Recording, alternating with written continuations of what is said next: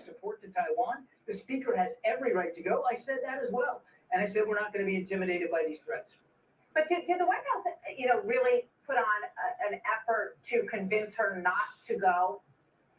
We did what we would do every single time she travels, Martha. That is, communicate to her and to her staff the context of the region into which she was traveling. The Indo-Pacific. She's landing in a couple hours, Fox said. Wow. You said Fox said she's landing in a couple hours? No matter where she goes on this trip, and every other one, make sure that she can travel safely and securely. So when she's going over to travel to just see allies like South Korea and Japan, would you have sent that strike group from Singapore to the region, and would you have sent in the Ronald Reagan if you weren't concerned that she is going to Taiwan? Right. I don't talk to specific force movements. I think, we don't want to do that. But I would note that the Ronald Reagan's deployment into the South China Sea was long planned, part of her deployment, not related to any other geopolitical events. It went back into the South China Sea, dumbass. It went back. I mean, when you look at what's going on, Taiwan is preparing for war, in their words.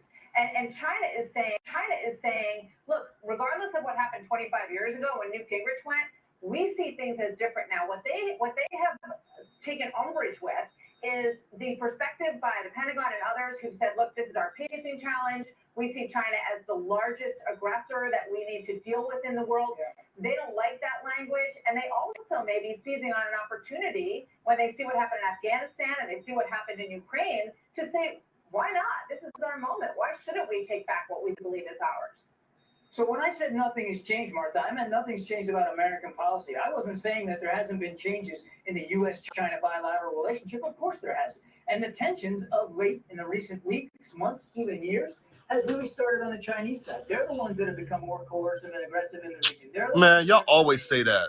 They're the ones that are fortifying and making man-made islands. And they're the ones who have, in just recent weeks... Y'all want to face all that? Look at them. They're ready to slice you. Y'all ready to fight that? We recognize that. What we're saying is there's no reason for them to behave in that way because there's no threat from the United States. We haven't changed anything about our one China policy. Now, obviously, we're going to continue to support Taiwan's self-defense. It's enshrined in the Taiwan Relations Act. Look at that shit. Been supported in a bipartisan way now for decades. And we, the Biden administration... She said, Lord Jay. They crazy.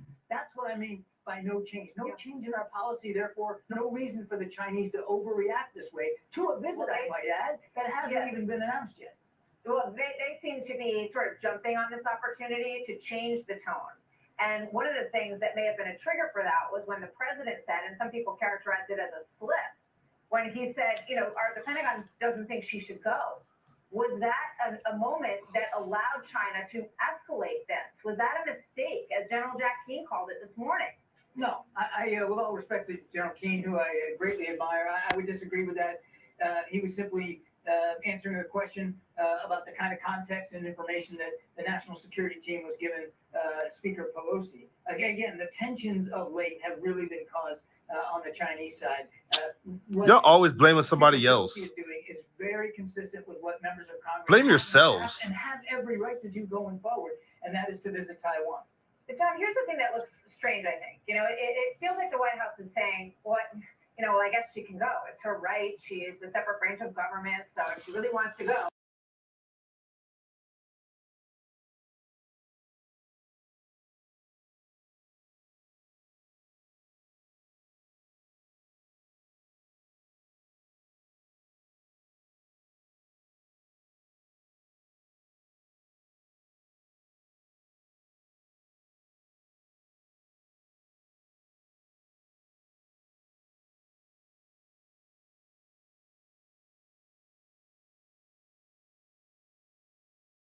This trip.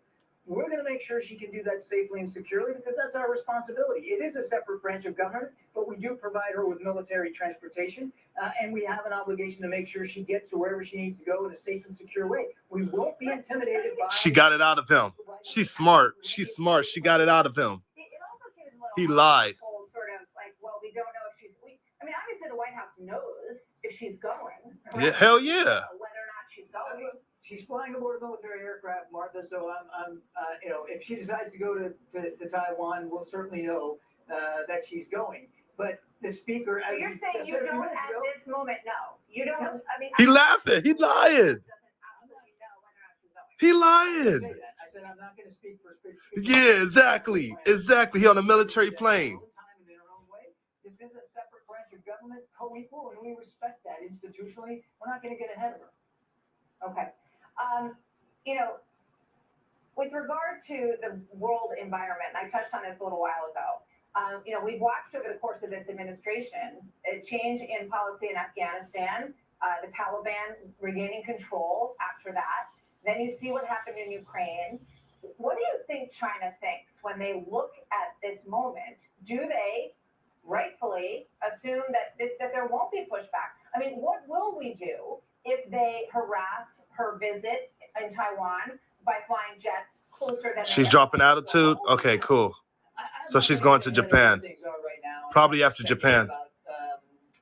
Actions or reactions one way or the other. There's no reason for this to become a crisis. There's no reason for them to use a potential trip as some sort of pretext for military action. I will tell you this. We take our security commitments in the region very, very seriously. And we have ample capabilities in the region should we need them. We will make sure that the speaker, wherever she goes on this trip, can do so safely and in a secure fashion. We will be sure of that. What about us? We're not going to be intimidated. What about us from y'all actions? If they were to do something like that there would be a military response to protect those skies? Well, again, it shouldn't come to any of that, but I will just tell you, we will make sure that the speaker can complete her trip in a safe and secure way. That's point one. Point two, we're going to make sure, as always, that we can meet our security commitments in the region.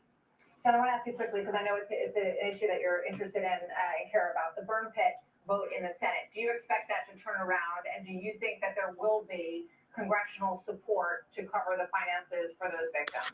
We certainly hope so, Martha. I can't begin to speak for what individual members will vote for or won't. But okay. Well, I heard all I needed to hear. I've heard all I needed to hear. That was confirmation right there, guys. I mean, what did I say, guys? Greatest of all time, Javante Coker. Last time I went live, I said they already know. They already know. And then she said the same thing. She asked him the same question. He's like, well, we kind of know. I mean, I'm not going to, disclose her trip. But she's like, but do you know? He's like, well, of course we know. Duh. I told y'all that. And he said, she's on a military plane. She was like, so why can't y'all just say that she is going to visit Taiwan or whatever? He's like, oh, she's on a military plane. And when she goes,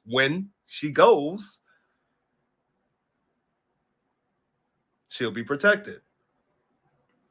What about us?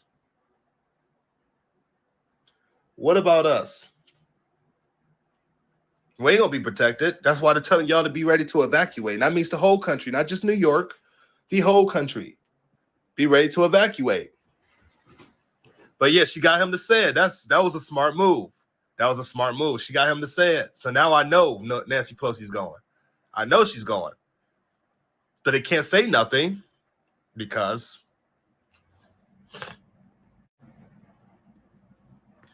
so they're about to land in Japan. So Nancy Pelosi's about to land in Japan then. Remember, it's either after the Philippines or after Japan that Nancy Pelosi's supposed to be going to Taiwan. So when y'all, man, I hope to God that we don't start the shooting. I hope to God that they just back out of this and we do not start shooting at each other.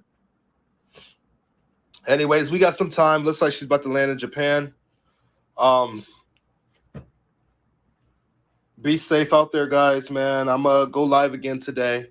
Thank you, Victoria, for the donation to the Cash App. Anybody that could donate, that'd be amazing. My donation stuff is on my channel. I try to keep everybody updated with this. I've given consistent updates. I even went up 5 in the morning. I woke up 5 o'clock this morning just to tell the news. I got you guys. I'm gonna keep y'all posted. I'm gonna go live again pretty soon. I'm gonna just keep up on my heels today. Man.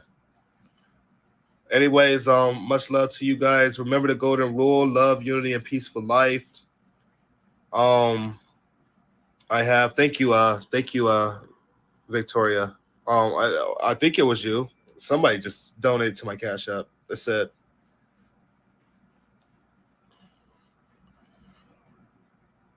thanks, Jay. We care. Yes, we do. I do. I care about you guys as well, man. Stay safe out there. That's all I'm going to say. Stay safe. And it looks like they're picking up that we could be going to war with China.